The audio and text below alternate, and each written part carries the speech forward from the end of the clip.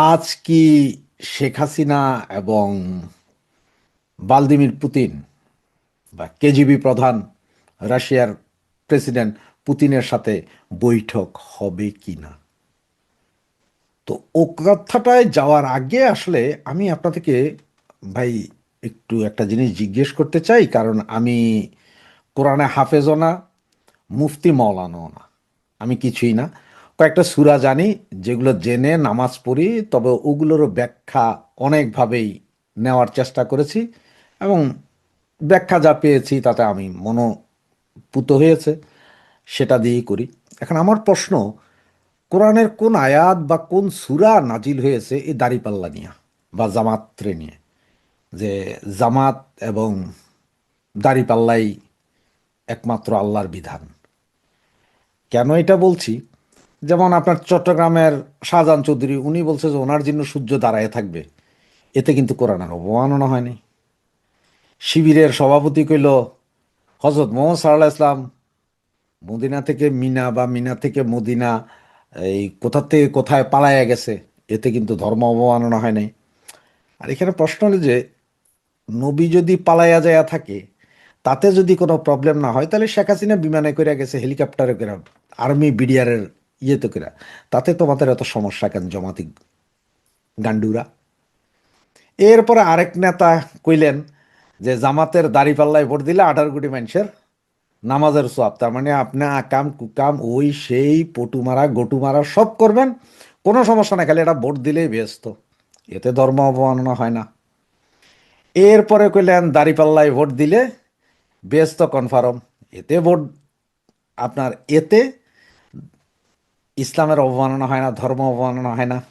কবরে গেলে আপনাকে বলবে আপনি কারে ভোট দিয়েছেন, যদি বলতে না পারেন জামাতে ভোট দিয়েছেন, তাইলে আপনাকে সাঁই সাঁই করে মারবে, এতে ধর্ম মাননা হয় না।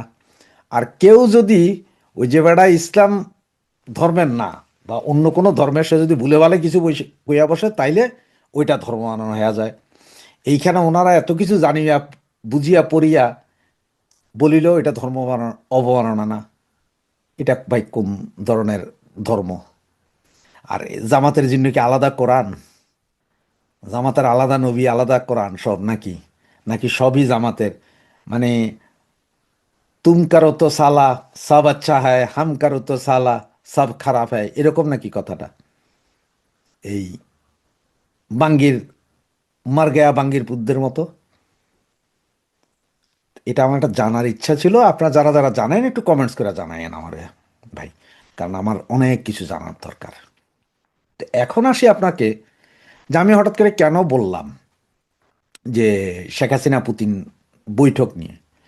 তো আর কেউ আবার এই আমাদের মধ্যে তো অনেক ভাইয়েরা আছেন, তারা ওই যে সরাসরি জিজ্ঞেস করেন ভাই ওইটা হইল না কেন, ওইটা হইল না কেন, ওইটা সব কথা কিন্তু একটা প্রশ্নবোধক চিহ্ন আছে বা আশ্চর্যবোধক চিহ্ন আছে। কারণ আপনার আশ্চর্যবোধক চিহ্ন কোনটা, দাড়ি কোনটা, কমা কোনটা, আর প্রশ্নবোধক কোনটা, ওইটাই বুঝেন না। না বুঝেই আসেন। যেমন আমি গত পরশুদিন বলছি 72 ঘন্টার ভিতর অনেক কিছুই ঘটতে পারে, অনেক কিছুই, অনেক অঘটন, অনেক ঘটনা অঘটনা ঘটতে পারে। এখন আজকে অনেকে বলতে কই রে ভাই 72 ঘন্টার ভিতরে কিছু ঘটলো না, তো ওনাদেরও বলি আরে ভাই 72 ঘন্টার ভিতরে কিছু ঘটে নাই।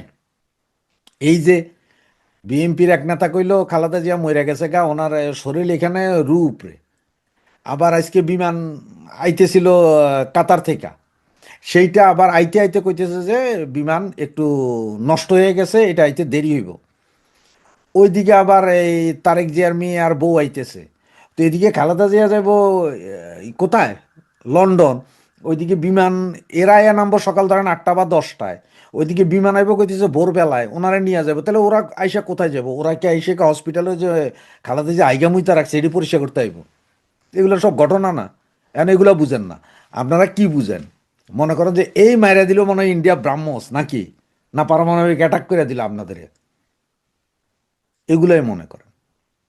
তো ঠিক ভারতের এইখানে এই যে ভারত গেল ভ্লাদিমির পুতিন, দেখেন আমার জানা মতে আমি দীর্ঘ 30-35 বছর ধরে আপনার টিভি নিউজ, টিভির খবর এগুলো দেখি। আমরা বাংলাদেশে থাকতে বাংলাদেশেরগুলো দেখতাম, কারণ বাংলাদেশে আমরা যখন ছিলাম ওই সময় আসলে বিদেশি নিউজ খুব একটা দেখা যাইতো না, সিএনএন বিবিসি দেখা যাইতো। সেটা যাদের বাসায় নিজস্ব ডিশ অ্যান্টেনা ছিল, ভাই আমি গরিব পোলা, আমার বাসায় ডিশ অ্যান্টেনা ছিল না। নব্বইয়ের পরে আপনার ওই যে কেবল লাইন ঢুকলো, তখন দেখতাম আমরা সিএনএন, বিবিসি এগুলো একটু একটু দেখতাম, খেলাধুলা দেখতাম আমরা, লাইভ সম্প্রচার এগুলো দেখতাম।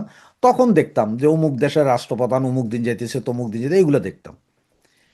একটা ডেট থাকে যে ধরেন জানুয়ারির 5 তারিখে অমুক দেশের রাষ্ট্রপ্রধান অমুক দেশে যাবে।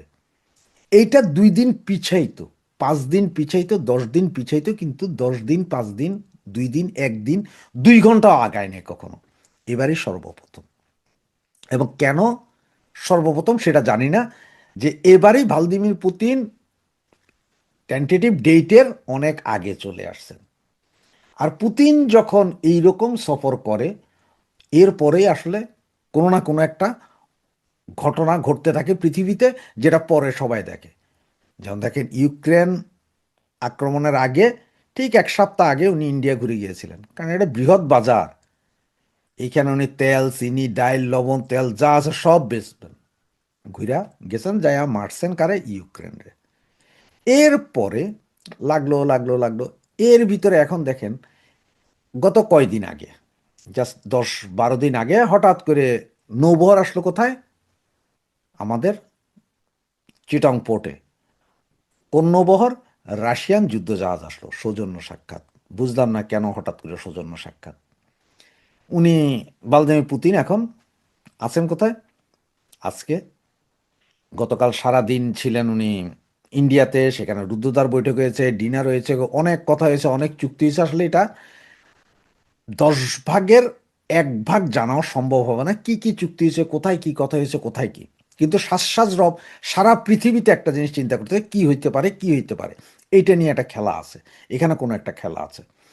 আবার ইন্ডিয়াতে আসছেন। এখন এর আগেই আমাদের মাননীয় প্রধানমন্ত্রী জননেত্রী শেখ হাসিনাকে আপনার দাওয়াত দিয়েছেন রাশিয়া যাওয়ার জন্য 5ই আগস্টের পরে, গত বছর 5ই আগস্টের পরেই দাওয়াত দিয়েছেন। এবং এর আগে আমরা বলেছিলাম যে যে কোনো মুহূর্তে শেখ হাসিনা এরকম সফরে যাবেন। সফরে যে যাবেন, আজকে যান আর কালকে যান আর পরশু দিন যান, উনি যাবেনই। এইটা আপনারা গ্যারেন্টেড হয়ে থাকতে পারেন, উনি যাবেন, এতে কোনো মানা নেই। তবে আপনারা যারা মনে করেন যে আরে বলছে তো, তাহলে কালকেই যাবে না কেন, এখনই বিমানে উঠতেছে কেন, এরকম হয় না।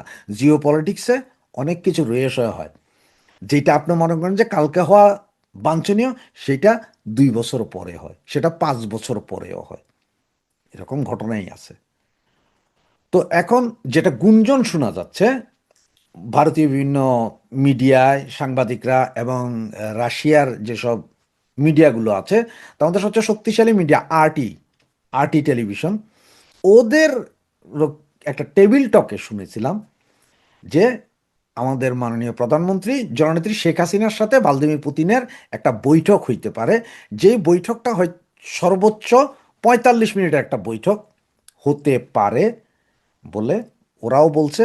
কিন্তু বৈঠক কোথায় হবে সেটা জানে না। কি শেখ হাসিনা গিয়ে দেখা করবেন ভ্লাদিমির পুতিনের সাথে, না পুতিন গিয়ে উনি যেখানে থাকেন সেখানে দেখা করবেন, সেটাও জানি না। তবে একটা দ্বিপাক্ষিক বৈঠক হতে পারে। সেই বৈঠক আসলে কী বিষয়ে কথা হবে, কোন বিষয়ে কথা হবে, কে কে থাকবে, এটা জানা যায়নি। আর এটা জানা যায়নি বিধায় আমরা বলছি যে একটা বৈঠক হবে, প্রশ্নবোধক চিহ্ন আছে। এবং এই বৈঠকটা হতে পারে কারণ 71-এ আমাদের মুক্তিযুদ্ধের সময় রাশিয়া আমাদেরকে সাপোর্ট করেছিল, ইন্ডিয়া তো সাপোর্ট করে, ওদের সৈন্যও মরেছে। আবার রাশিয়া যখন পৃথিবীর কেউ আমাদেরকে হেল্প করেনি, যে সারা বন্দর, সারা বঙ্গোপসাগরে যখন আপনার বোমা পেতে রেখে গিয়েছিল পাকিস্তানের, এগুলো সুইপিং করার জন্য, এগুলোকে উঠানোর জন্য রাশিয়া হেল্প করেছিল। এবং রাশিয়ার কয়েকজন সোলজারও মারা গিয়েছিল, যারা এই সুইপিংয়ের কাজে আসছিলেন, ওনারা মারা গিয়েছিলেন। সুতরাং রাশিয়ার সাথে একটা ভালো সম্পর্ক আছে, বাংলাদেশের স্বাধীনতার, আওয়ামী লীগের একটা ভালো সম্পর্ক, সব কিছু মিলিয়ে পুতিন একটা খেলা আবার হয়তো খেলতে পারে। এবং উনি কথা বলতে পারে, পুতিনের শেষ সৎ সাহস আছে। সিরিয়ার বাশার আল আসাদরে পৃথিবীর সবাই মিলে ধরার পরও কিছু করতে পারেনি, বাঁচায় নিয়ে গেছে রাশিয়া। এছাড়া আপনার ওই যে বললাম যে উইকলির যে ফাঁস হওয়ার নথি, সেই নথির যে যারা করেছে তাদেরকেও বাঁচিয়ে রেখেছে রাশিয়া। সুতরাং রাশিয়া পরাশক্তি, তারা কখন কি যে করে বা কি হবে এটা কেউ বলতে পারেন না। এবং ইন্ডিয়ার সাথে সবচেয়ে বেশি ভালো সম্পর্ক। সুতরাং ইন্ডিয়া যেহেতু চায় যে বাংলাদেশের ক্ষমতায় আওয়ামী লীগ আসুক, বা আওয়ামী লীগ থাকলে ওনাদের নিরাপত্তা নিশ্চিত হয়, ইন্ডিয়ার নিরাপত্তা নিশ্চিত হবে। মৌলবাদী এখন যেসব মৌলবাদী আছে এরকম মৌলবাদ থাকে না। সুতরাং রাশিয়া সেই দিকেই যাবে, কারণ রাশিয়ারও ব্যবসা ভাই এখানে সবাই সবার ব্যবসা বুঝে। এখন ডাক্তার ইউনূস কি ইলেকশন দিবেন কি দিবেন না, হবে কি হবে না, সেটা নিয়ে আপনারা সবাই যখন চিন্তা করছেন, আমরা প্রথম থেকে বলছি ইলেকশন হবে না হবে না হবে না, এখনও বলি এই ইলেকশন হবে না হবে না হবে না। তবে আজকে শেখ হাসিনার সাথে বৈঠক হবে কি হবে না, আজকে না কালকে, নাকি উনি যাওয়ার ঠিক আগ মুহূর্ত হবে, সেটার ব্যাপারে এখনও কেউ গ্যারান্টি দিতে পারছে না। তবে চোখ কান খোলা রাখুন, যে কোনো মুহূর্তে হয়তো মিটিং হতে পারে। আর এটা যদি হয়, সাথে সাথে আপনাদেরকে তাৎক্ষণিক এসে জানিয়ে দিব যে হ্যাঁ মিটিং হয়েছে। দু একটা ছবি হয়তো বেরিয়ে যেতে পারে, সেগুলো সাথে সাথে আনবো। এবং ভারতীয় দু একজন সাংবাদিককেও অ্যাডভান্স নিয়ে আসবো, যাতে খুলে বলতে পারে কে কোথায় আছে, কি মিটিং হচ্ছে, এগুলো জানতে পারবেন। যদি আজকে বাংলাদেশ সময় 8টায় গৌতম লাহারি দিল্লিতে থাকেন, সাংবাদিক, ভারতীয় সাংবাদিক সবাই চিনেন, উনি আমার একটা লাইভ প্রোগ্রামে আসবেন। ওনার কাছ থেকে আরও কিছু ইনফরমেশন হয়তো আমরা পেতে পারি, যেটা সকলেই দেখবেন এবং শুনবেন। গত বছরের জুলাই আগস্টের কথা নিশ্চয়ই মনে আছে, সেই যে কোটা বিরোধী আন্দোলন, তারপরে সেটাকে বলা হলো গণ অভ্যুত্থান, যেটা পরবর্তীতে আমরা জানলাম আসলে গণ নয়, এটি ছিল জঙ্গি অভ্যুত্থান, এবং যার পেছনে সমর্থন জুগিয়েছে আমাদের জেনারেল ওয়াকার খান এবং তার বাহিনীর কিছু লোক। তো সেই ছাত্র তারুণ্য, সেই আন্দোলনের নেতৃত্ব যারা দিয়েছিল, তারা কিন্তু সেই সময় দেশবাসীর কাছে হিরো হয়েছিল। আপনাদের মনে আছে গত বছর আগস্টের 21 তারিখে ফেনীতে একটা ভয়াবহ বন্যা হয়েছিল। সেই একটানা বৃষ্টি, পাহাড়ি ঢল সব মিলে নজিরবিহীন একটা পরিস্থিতি সেখানে তৈরি হয়েছিল, এবং তখন এই ছাত্ররা বন্যার্তদের সহায়তার জন্য টিএসসিতে মানুষের কাছ থেকে সাহায্যের আহ্বান জানিয়েছিল, এবং কোটি কোটি টাকা মানুষ দিয়েছে, সর্বস্তরের মানুষ ঝাঁপিয়ে পড়েছে। তারা সেই মুহূর্তে সফলভাবে মানুষের সাথে প্রতারণা করতে পেরেছিল, এবং মানুষ তাদের মনে করেছিল বোধহয় শেখ হাসিনা ফ্যাসিস্ট, খারাপ, এবং তারাই বোধহয় তাদের সামনে মুক্তির দূত। কিন্তু পরবর্তীতে আজকে যদি আমি আপনাদের কাছে প্রশ্ন করি, সেদিনকের সেই তথাকথিত হিরোগুলো আজকে তাদের কি অবস্থা? হেন কোনো অন্যায় কাজ নেই এই হিরোরা করেনি। তারা গত বছর জুলাই আগস্টের স্লোগান দিয়েছিল, বঙ্গবন্ধুর বাংলায় বৈষম্যের ঠাঁই নাই। তারা কোটা মুক্ত চাকরি চেয়েছিল। আজকে তারা বঙ্গবন্ধুর বাড়ি ভেঙে দিয়েছে। বঙ্গবন্ধু তো দূরে করা, মুক্তিযুদ্ধের চেতনাকেই তারা অস্বীকার করছে। বৈষম্য রন্ধ্রে রন্ধ্রে প্রত্যেকটা জায়গায় তারা কোটা চালু করেছে, এবং সবখানে তারা মব সন্ত্রাস চালু করেছে। এই মব সন্ত্রাস বাংলাদেশ এর আগে এইভাবে দেখেনি। চাঁদাবাজি, দুর্নীতি, সন্ত্রাস, মব সন্ত্রাস, নির্যাতন, সবকিছুই এই গত 16 মাসে তারা জাতিকে দেখিয়ে ফেলেছে। তারপরেও তারা একটা রাজনৈতিক দল করেছে। এবছরের 28শে ফেব্রুয়ারি সেই দলটির আনুষ্ঠানিক যাত্রা শুরু হয়েছিল মানিক মিয়া এভিনিউতে একটি অনুষ্ঠানের মাধ্যমে, এবং আমরা ধারণা করেছিলাম সেদিন লক্ষ লক্ষ লোক আসবে, কিন্তু কয়েক হাজার লোক এসেছিল। মানে ততদিনে জনগণের এই এনসিপি পার্টিটার প্রতি মোহ কেটে গেছে। এনসিপি পার্টির একটা বৈশিষ্ট্য আছে, যে এটা ছাত্রদের নেতৃত্বে একটা জাতীয় রাজনৈতিক দল, এবং এখানে আবার মেডিকেল কলেজের ছোট বোন তাসনিম জারাকে লন্ডন থেকে নিয়ে আসা হয়েছে। তো এরকম একটা মানুষের স্বপ্ন দেখিয়ে প্রত্যাশার বেলুনকে আকাশে উড়িয়ে একদম ঠুস করে গেছে। তাদের একটা কার্যালয় আছে। এই জাতীয় নাগরিক পার্টি এনসিপির আগে জাতীয় নাগরিক কমিটি গঠিত হয়েছিল, এবং এই নাগরিক কমিটিটাই গ্রাজুয়ালি এনসিপিতে কনভার্ট হয়েছে, মানে নাগরিক কমিটির অনেক অংশ। তো এই নাগরিক কমিটির অফিসটা ছিল বাংলা মোটরে, রূপায়ণ ট্রেড সেন্টারে। তো পরবর্তীতে এই জাতীয় নাগরিক পার্টিও সেই স্পেসটাই তাদের অফিস হিসেবে ব্যবহার করে। এই বছরের জুন পর্যন্ত এই অফিসের ভাড়া দিয়েছেন প্রফেসর ডক্টর মোহাম্মদ ইউনূস। কিন্তু জুন মাসে তিনি লন্ডন গিয়ে তারেক রহমানের সাথে বৈঠকের পর থেকে তিনি আর এনসিপির অফিসের ভাড়া প্রদান করেন না। সেই থেকে এনসিপির অফিসের ভাড়া বাকি রয়ে গেছে। আচ্ছা, একটা নিবন্ধিত রাজনৈতিক দল সে তার অফিসের ভাড়া দেয় না, হোয়াট ডাজ ইট ইন্ডিকেট? কেন ভাড়া দেয় না? তাদের কি তহবিল খালি? তাদের কি টাকা নাই? আমরা তো যতদূর জানি যে 5ই আগস্টের পর থেকেই তারা যেভাবে চাঁদাবাজি করেছে, এই আসিফ, নাহিদ, হাসনাত, সার্জিস, যে পরিমাণ, এবং এটা খুব সামান্য 1-2 লাখ টাকা না, কোটি কোটি টাকা চাঁদাবাজি করেছে, এবং কোন কোন শিল্পপতির কাছ থেকে 100 কোটিরও বেশি টাকা নিয়েছে। তো এই দলটির এই নেতৃত্বের তহবিল খালি, এটা কি বিশ্বাস করার যোগ্য? মানে কেউ আমাকে বললে আমি বিশ্বাস করব? নাকি তারা গায়ের জোরে সেখানে রয়ে গেছে যে না, দিব না টাকা, যা পারিস করিস? এটা তো তাদের একটা রাজনৈতিক দেউলিয়াত্ব প্রমাণ করে। আফটার অল তারা তো একটা রাজনৈতিক সংগঠন, এবং এই সংগঠনের প্রধান যিনি নাহিদ ইসলাম, তাকে বাংলাদেশের প্রধানমন্ত্রী হিসেবে দেখেছিল আমাদের ডাস্টবিন শফিক। তো যাকে ভবিষ্যতের প্রধানমন্ত্রী ভাবে ডাস্টবিনের মতো লোকজন, যে দলটাকে কিংস পার্টিও বলা হয়, যে ডক্টর ইউনূসের পৃষ্ঠপোষকতায় এটা এটা বেসিক্যালি তার ব্রেন চাইল্ড, সেই দলটা টাকা দিতে পারছে না। তো এইটা সাধারণ মানুষের কাছে কি বার্তা দেয়? এই দলটার কাছে আমরা আমজনতা আসলে কি আশা করতে পারি? এ তো মানে মহাবাটপার একটা দল। এটা তো শুধু যে টাকা দিতে পারছে তা নয়, এটা একটা রাজনৈতিক বার্তা আমাদের কাছে দেয় যে এদের রাজনৈতিক সক্ষমতাও তেমন নাই। এই রূপায়ণ ট্রেড সেন্টারে ২ টো ফ্লোর এবং বেশ কিছু অফিস স্পেস রয়েছে।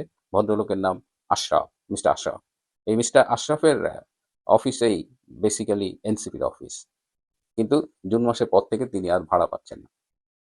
যদি তিনি ভাড়া চাইতে যান, ভাড়া তো দেনই না, উল্টো তার কাছ থেকে আরো ২-৩ হাজার টাকা রেখে দেন চা নাস্তা খাওয়ার জন্য। মানে ভাড়া তো কেন চাইবে? এখন এইখানে এই রূপায়ণ ট্রেড সেন্টারে আরো অনেকের অফিস রয়েছে। তো সবাই এনসিপির উপরে বিরক্ত, কারণ এখানে পরিবেশ, হোল টাওয়ারের পরিবেশটা নষ্ট হয়ে গেছে। তারা মারামারি করে, স্লোগান দেয়, রাত বিরেতে গাঁজা খায়, নেশা করে, যা তা অবস্থা আর কি। তো সব অন্যান্য অফিস স্পেসের লোকজন এই জনাব আশরাফকে বলেছেন যে আপনি ভাই এই ফ্লোরটা খালি করে দেন, এই এনসিপিরা এখান থেকে খেদান।